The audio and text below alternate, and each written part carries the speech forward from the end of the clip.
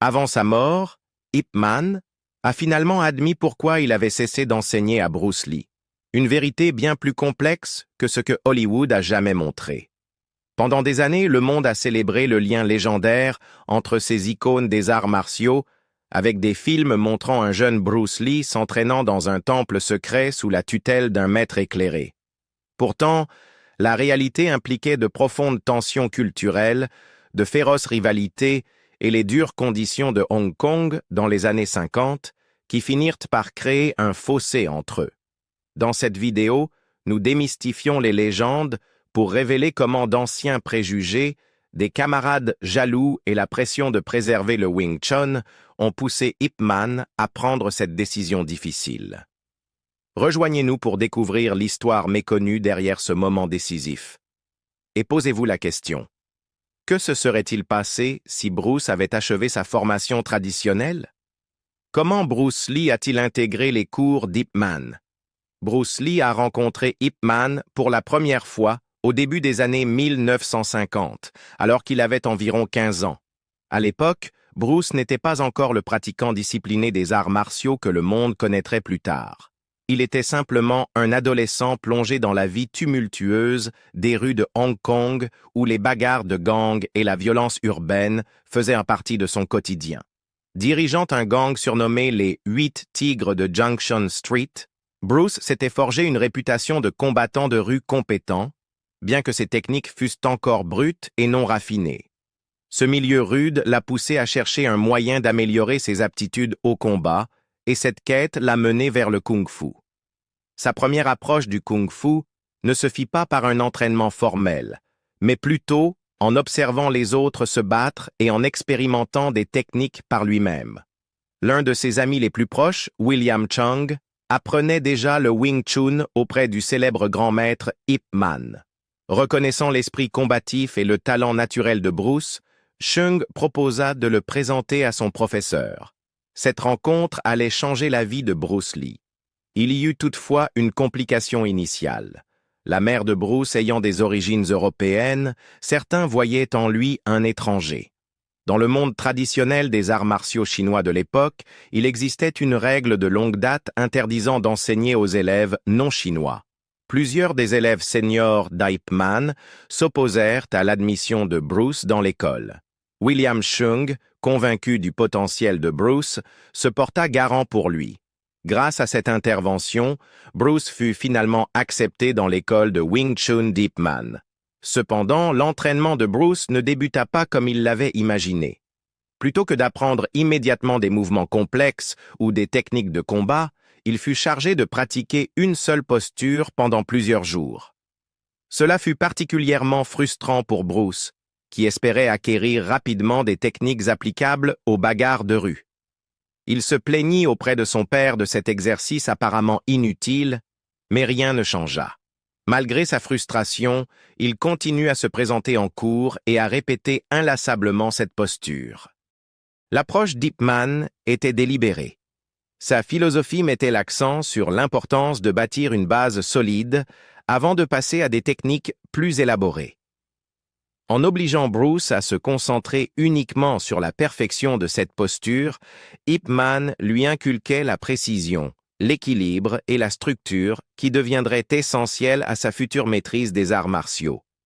À l'époque, Bruce trouvait cet entraînement fastidieux, mais rétrospectivement, il posa les fondations de ses innovations ultérieures. Ip Man lui-même enseignait rarement directement à tous ses élèves.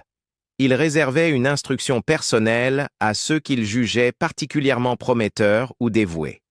Dans le cas de Bruce, une grande partie de l'enseignement quotidien fut assurée par Wong Chun Leung, l'un des élèves seniors les plus fiables d'Ip Man. Wong était réputé pour son approche pragmatique du Wing Chun, façonnée par ses propres expériences lors de combats réels. Sous sa direction, les compétences de Bruce s'améliorèrent rapidement. L'accent mis par Wong sur l'efficacité et l'adaptabilité dans les combats réels faisait écho à l'expérience de Bruce dans les bagarres de rue. Au fur et à mesure de ses progrès, Ip Man commença à s'intéresser personnellement à son développement. Le grand maître reconnut le talent et l'enthousiasme de Bruce pour l'apprentissage.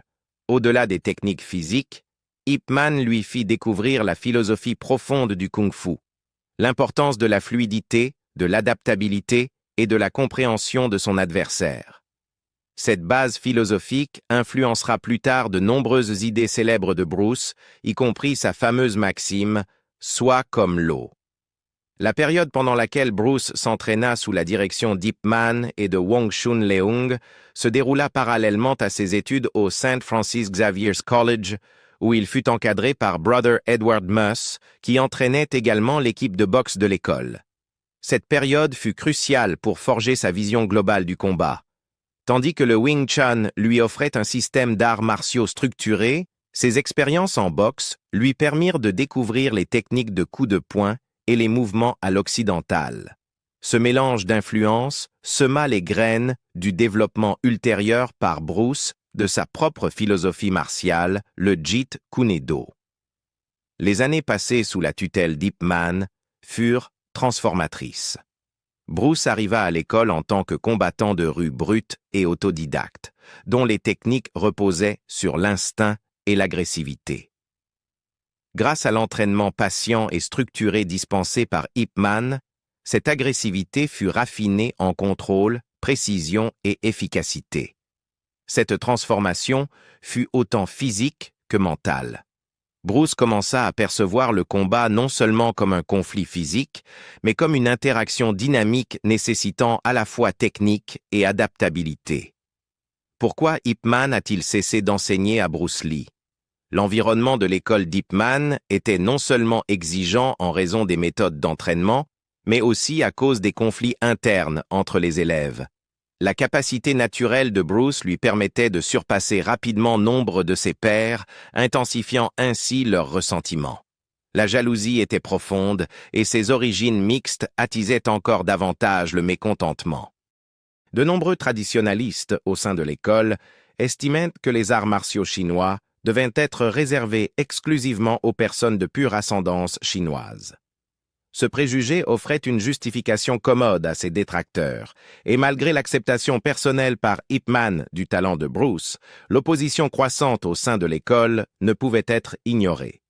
Au fur et à mesure que les compétences de Bruce s'amélioraient sous la direction d'Ip Man et de son élève senior Wong Chun Leung, la pression extérieure sur le grand maître augmentait. Dans la communauté conservatrice des arts martiaux de Hong Kong, les traditions étaient farouchement défendues. L'idée d'enseigner les arts martiaux chinois à une personne aux origines mixtes suscitait la controverse. De plus, la réputation de Bruce en tant que combattant de rue, aiguisé dans les ruelles violentes de Hong Kong et renforcé par ses succès lors de combats non officiels, exacerba la situation. Sa nature rebelle et sa rapide ascension dans les arts martiaux faisaient de lui un paratonnerre pour les critiques. Ses camarades et les pratiquants établis le voyaient tous comme une menace pour les coutumes et hiérarchies bien ancrées du Wing Chun. À la fin des années 1950, plusieurs facteurs se conjuguèrent pour créer une situation intenable pour Ip Man. Sa propre santé se détériorait, des années de consommation d'opium avaient fait leur effet, et il souffrait d'un cancer de la gorge. Enseigner devenait de plus en plus difficile pour le grand maître vieillissant qui avait passé des décennies à perfectionner l'art du Wing Chun. Parallèlement, la pression de la communauté traditionnelle des arts martiaux se faisait de plus en plus forte. Les critiques soutenaient qu'Ip Man compromettait l'intégrité de ses enseignements en s'associant à un élève qui ne respectait pas les normes de la communauté. Comme l'aurait déclaré un membre senior de l'école, enseigner à Bruce, c'est comme ouvrir la porte à tout ce qui n'est pas destiné à notre art. Bien qu'Ip Man n'ait jamais publiquement approuvé de tels propos, ce sentiment était omniprésent. Face à ces défis croissants, Ip Man prit une décision difficile. Plutôt que d'exclure complètement Bruce, une mesure qui aurait pu entacher davantage sa réputation, Ip Man choisit de prendre ses distances en cessant de lui offrir une instruction directe. Il organisa ainsi la poursuite de son entraînement exclusivement sous la direction de Wong Chun Leung.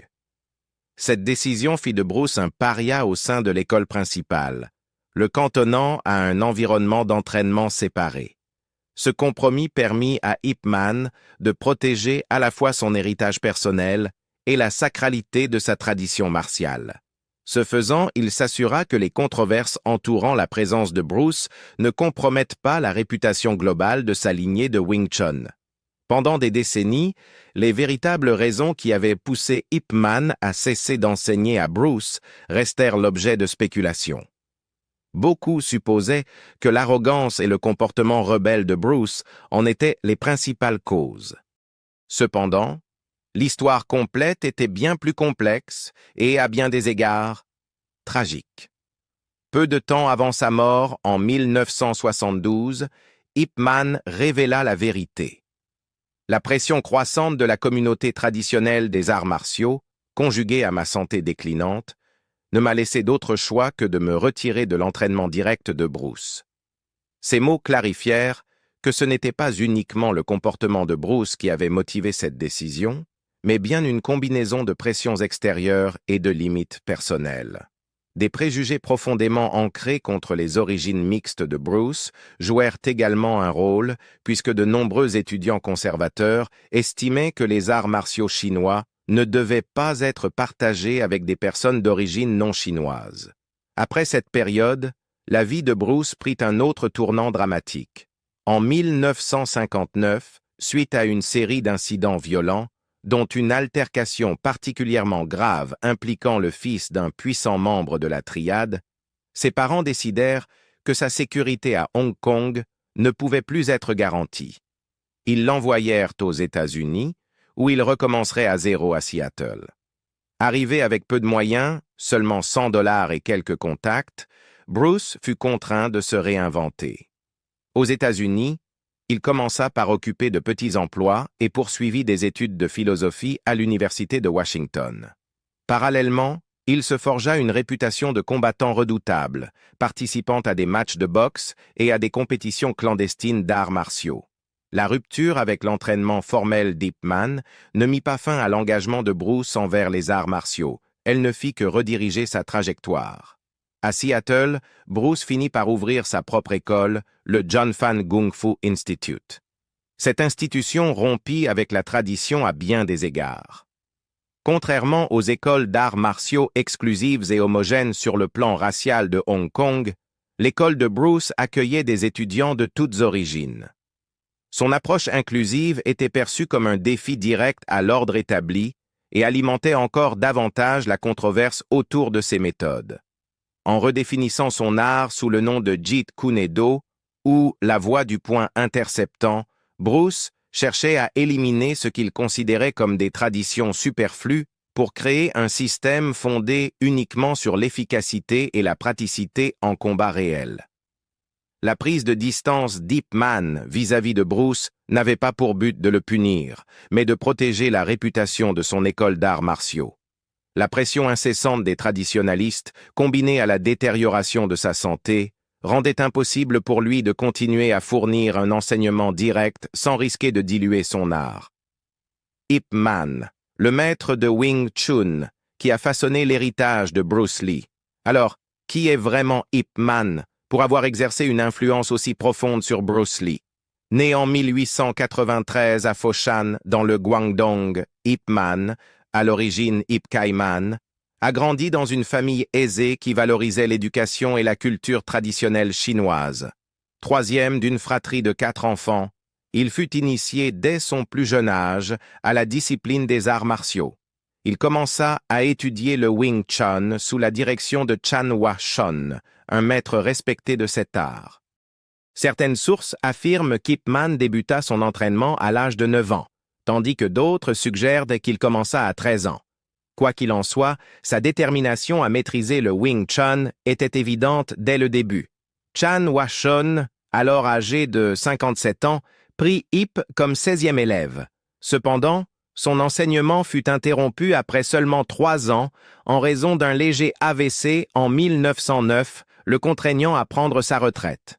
Au cours de ces années formatrices, Ip Man absorba une grande partie de son entraînement auprès du 2e élève le plus expérimenté de Chan, Eng Chung-sok, ce qui jeta les bases essentielles de son expertise future.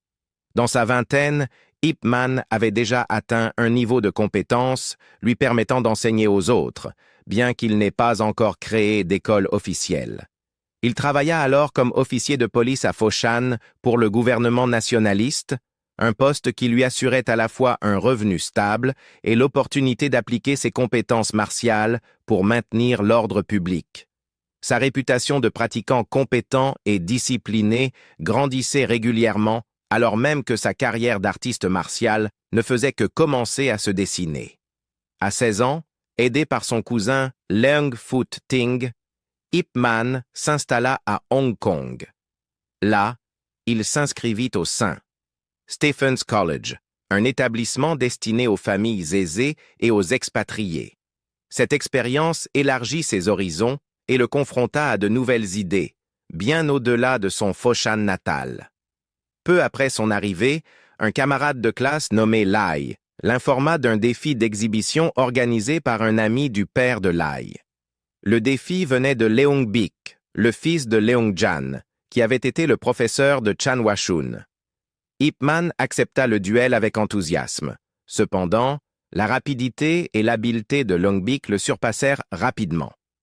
Après 2 combats au cours desquels Ip fut vaincu, il se sentit embarrassé et découragé, et partit initialement sans commentaire.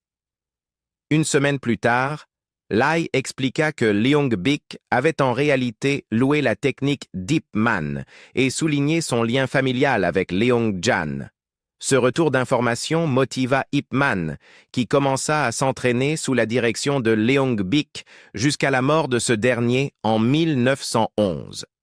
Ces années d'entraînement rigoureux furent essentielles pour affiner ses compétences et approfondir sa compréhension du Wing Chun. En 1916, à l'âge de 24 ans, Ip Man retourna à Foshan et reprit sa carrière d'officier de police. Pendant cette période, il commença à enseigner le Wing Chun à ses amis, subordonnés et membres de sa famille. Bien qu'il n'ait jamais établi d'école d'arts martiaux officielle à Foshan, ses cours jouissaient d'une excellente réputation. Ses premiers élèves, parmi lesquels Lok Yu, Chow Kwang Yue, Kwok Fu, Lun Ka, Chan Chi-sun et Lui Ying, contribuèrent par la suite à la diffusion du Wing Chun à Foshan et dans l'ensemble de la région du Guangdong. Certains d'entre eux émigrèrent même à Hong Kong, même si tous ne se lancèrent pas dans une carrière d'enseignant. Ip Man épousa Cheung Wing Sing, et ensemble, ils eurent plusieurs enfants, dont Ip Chun et Ip Ching. Cependant, sa vie personnelle ne fut pas sans difficulté. Le climat politique tumultueux de la Chine du début du XXe siècle commença à l'affecter. Pendant la guerre sino-japonaise, Ip Man prit parti pour le Kuomintang. Des rumeurs circulent selon lesquelles il aurait rejoint le Bureau central d'enquête et de statistique dans le Guizhou en 1938, puis serait retourné à Foshan en tant qu'agent de renseignement infiltré, bien que les détails restent controversés. Ce qui est certain, c'est qu'il passa quelque temps chez son élève Kwok Fu pendant le conflit, avant de revenir à Foshan lorsque les hostilités prirent fin. Après la guerre, Ip Man servit pendant plusieurs années en tant que capitaine des patrouilles de police de Foshan et en 1949, il entraîna même son second fils, Ip Ching, démontrant ainsi son engagement à transmettre le Wing Chun. Cependant, avec la victoire du Parti communiste chinois lors de la guerre civile à la fin de 1949, la situation politique changea radicalement. En raison de ses liens avec le Kuomintang, Ip Man, sa femme et leur fille aînée quittèrent Foshan pour Hong Kong via Macao en 1950. Ce fut un tournant majeur dans sa vie. À Hong Kong, l'expérience d'Ip Man fut radicalement différente de la stabilité relative qu'il connaissait à Foshan. À 56 ans, il peina à trouver du travail. Son expérience d'officier de police ne se transférant pas aisément dans ce nouvel environnement. Grâce à l'aide d'amis, il obtint un emploi dans un restaurant et noua des liens via l'Association des travailleurs des restaurants de Hong Kong. Durant cette période, Ip Man développa une addiction à l'opium, ce qui aggrava ses difficultés financières. Pour subvenir à la fois à son addiction et aux besoins de sa famille, Il commença à enseigner le Wing Chun de manière plus ouverte au début des années 1950. Ses premiers élèves étaient principalement des membres démunis de l'Association des travailleurs des restaurants et de jeunes hommes en difficulté issus des rues. Des personnes qu'il espérait détourner de la violence des gangs. Bien que beaucoup ne soient restés que brièvement, certains finirent par acquérir suffisamment de compétences pour ouvrir leur propre école, contribuant ainsi à la diffusion du Wing Chun à Hong Kong. Au milieu des années 1950, la vie personnelle d'Ip Man se compliqua encore lorsqu'il entama une liaison extra-conjugale avec une femme connue simplement sous le nom de Shanghai Po. Cette relation donna naissance à un fils, Ip Siu Hwa. En 1960, sa femme Cheung mourut d'un cancer et par la suite, ses fils le rejoignirent à Hong Kong. Au fil des années 1960, la réputation d'Ip Man s'améliora, attirant des élèves plus aisés et mieux éduqués. En 1967, lui et plusieurs de ses élèves créèrent la Wing Chun Athletic Association pour aider à atténuer ses difficultés financières, une mesure que l'ancien élève Duncan Leung résuma plus tard en déclarant « Ip utilisait l'argent des frais de scolarité pour soutenir son addiction à l'opium ». L'influence d'Ip Man allait bien au-delà de ses difficultés personnelles. Parmi ses élèves notables figuraient Shu Shongtin, Lok Yu, Wong Shun Leung et Bruce Lee. Ce dernier, en particulier, attribua à Ip Man l'enseignement de l'art du détachement et l'inculcation d'une compréhension profonde du kung-fu. La célèbre maxime de Bruce, « Sois comme l'eau », reflète les principes fondamentaux de simplicité, de franchise et d'adaptabilité qu'il avait appris d'Ip Man.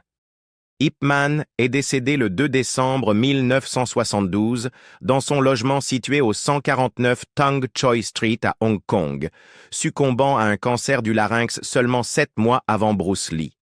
Il fut inhumé à Wo Hop Shek à Hong Kong.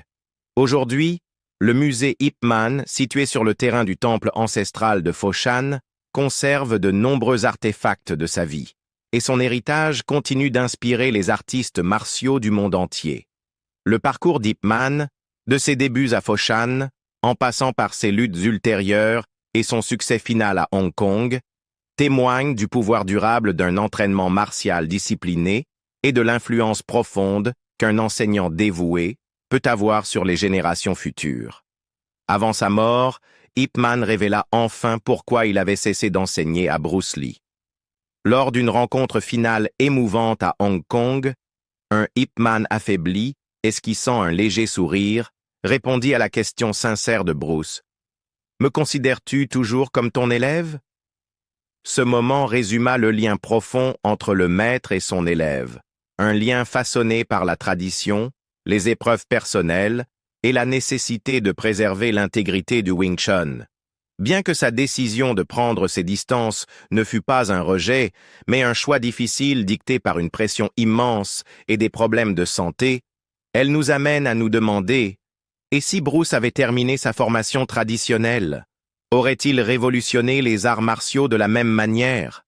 Partagez vos réflexions ci-dessous et rejoignez-nous pour continuer à explorer les légendes qui se cachent derrière ces figures emblématiques.